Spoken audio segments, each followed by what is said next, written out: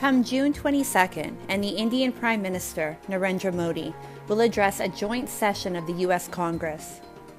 Prime Minister Modi will set a remarkable precedent by becoming the first Indian Prime Minister to address the U.S. Congress twice. The world is watching India with awe and admiration. An economic powerhouse, a formidable diplomatic force, and the Vishwaguru in making.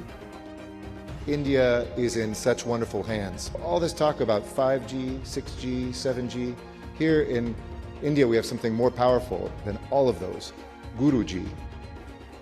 The U.S. invite to Prime Minister Modi for a state visit is another reinforcement of the global acknowledgement of India's growing might and repute.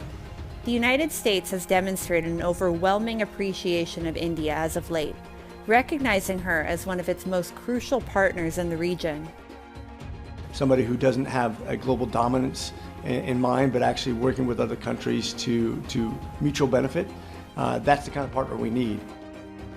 Be it the transfer of advanced tech and defense, granting India a CAATSA sanctions waiver, or unparalleled successful pushes in commerce, the United States has time and time again demonstrated its intent to cultivate a strong alliance with India. A multipolar world is the new reality, and India has already been dubbed by many as the leader of the global South. India's realpolitik strategies, her extraordinary skills at maneuvering the toughest of crises with ease, and her wide popularity and acceptability across regions and groupings have made her one of the most desirable allies on the planet. Join us as we discuss India's current global status and the reasons why she has been the recipient of much acclaim.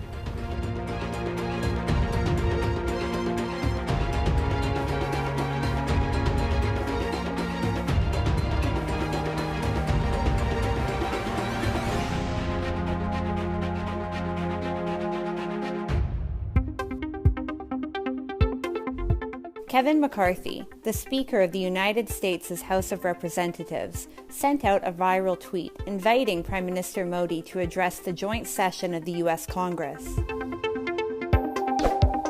The moment was evidence to both the strengthening of the Indo-U.S. ties and to India's swiftly elevating prominence in geopolitics.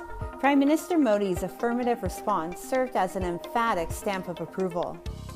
Being called by many as a deeply deliberated, carefully calculated U.S. call, the stage for this highly anticipated visit was set by President Biden himself through his congeniality and deep admiration for the Indian leader during the recently held G7 summit.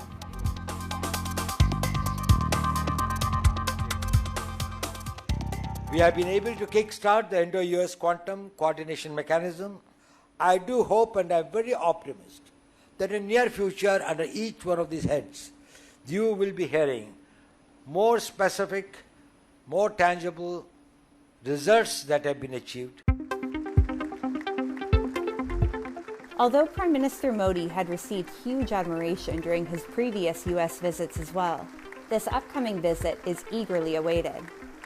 Firstly, this is the first occasion when Prime Minister Modi's visit is being referred to as a state visit. Secondly, it is anticipated that the top-level discussions will encompass a wide range of highly significant subjects and deals.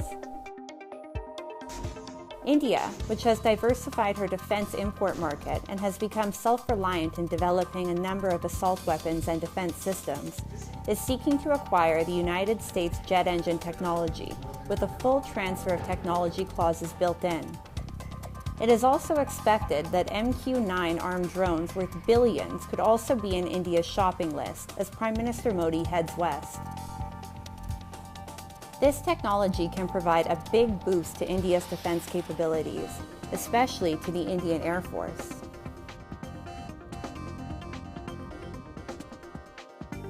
It is expected that the United States will seek stronger Indian support in countering Chinese aggression in the Indo-Pacific. Many in Washington have grown wary of China's increasing notoriety in the Indo-Pacific, which has threatened both American interests and allies. It was in line with these objectives that the United States' successive national security strategies, including the one released last year, referred to India as an ally, while calling China a competitor. The Quad security grouping is also a result of India and America's shared vision of a free, open, and inclusive Indo-Pacific. Here we have United States, Japan, and Australia. This is in which they're all four democracies. And they are looking at all the possibilities of cooperation, collaboration, be it in the technological area, be it in the critical technologies. Both India and the United States will also seek to further improve their flourishing economic ties as well. Indo-US trade touched a historic mark of 128.55 billion USD in 2022 to 2023. It was a remarkable feat considering the trade numbers stood at 80.51 billion USD in 2020 to 2021. This was even more significant as India's trade with China declined by 1.5% to 113.83 billion US dollars. The India-US trade framework is symbiotic and synergistic. Although there have been some hiccups here and there, both countries have successfully tapped each other's markets while playing by the rules. As we look ahead to the state visit that Prime Minister Modi will be embarking upon in Washington next week, along with Ajit Doval and a significant delegation from India, a number of the deliverables at that visit are not just bullet points on a page. They are fundamentally designed to remove those obstacles. India's people-oriented policies have shaped the global agenda. In what used to be a US-led unipolar world, today, India has become one of the most adored and admired allies, partners, and leaders in the multipolar environment. The key words in shared global goals are peace and prosperity, and many have put their bets on Delhi as a reliable partner. Her foreign policy has been so effective and impressive that many seem to embrace and emulate her approach. In the current global scenario, India not only takes a position, but also supports and defends. The world has acknowledged that the Indian way is the right way. Gone are the days when powerful global media houses set a narrative about India and push it through a political path. India is a vibrant democracy. Anybody that happens to go to New Delhi can see that for themselves, and certainly I would expect that the strength and health of democratic institutions will be part of the discussion.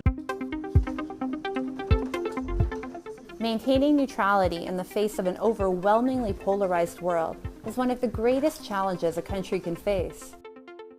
But guess who has effortlessly navigated this challenge? India. India's diplomacy, underpinned by effective communication and her strict adherence to the already established international norms, have led her to become the most sought-after and desirable diplomatic force in the world. From Russia to Israel, from Europe to Australia, and from the Middle East to the Indo-Pacific to the United States of America, everybody has admired India and has a strong desire to have her as an ally. India has even declined to choose sides even when pushed. India preaches and strictly practices Vasudhaiva Kutumbakam. The world is one family. India will remain impartial while actively pursuing her welfare missions in the interests of global well-being.